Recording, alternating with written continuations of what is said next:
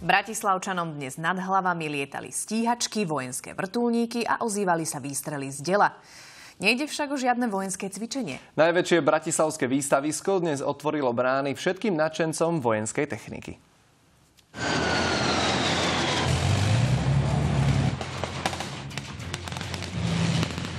Bojové jednotky ozbrojených síl, tanky, vojaci či delostrelecká paľba.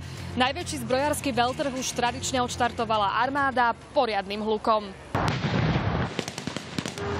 Predstavujeme prvýkrát modernizované vozidlo PSV, taktiež je pre verejnosť pripravená Zuzana 2 v modernizovanej verzii, tak ako ju pripravujeme obstarať pre ozbrojené sily Slovenskej republiky. Naša armáda používa tieto zbrane, ktoré sú inak verejnosti nedostupné. Napríklad toto je samopal, ktorý je vybavený špeciálnym tlmičom hluku a laserovým zameriavačom. Je vhodný najmä do zastávaných oblastí a aj napriek svojej veľkosti je pomerne ľahký. Veľtrh obrannej techniky IDEP prezentuje počas 3 dní najkomplexnejšiu prehliadku obrannej techniky. Návštevníci tu môžu nájsť obrnené transportéry, obrannú techniku, ako aj výstroj pre nielen elitných vojakov, ale aj záchranné zložky.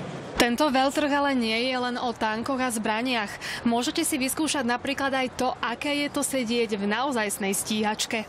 Vidíte ovládaciu páku lietadla. V druhej ruke držím ovládanie motora a výkonu. A najdôležitejšia vec je priamo pred nami. Mapa.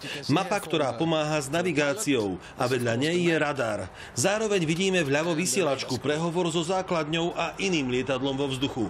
Pre deti a mládež do 15 rokov je do budovy z bezpečnostných dôvodov vstup zakázaný. No pre všetkých ostatných vojnových fanúšikov sú dvere bratislavského výstaviska otvorené do piatku. Silvia Jušiková, televízia Markíza. Vyhliadnú si osamelé ženy na ulici. Ponúkajú voňavé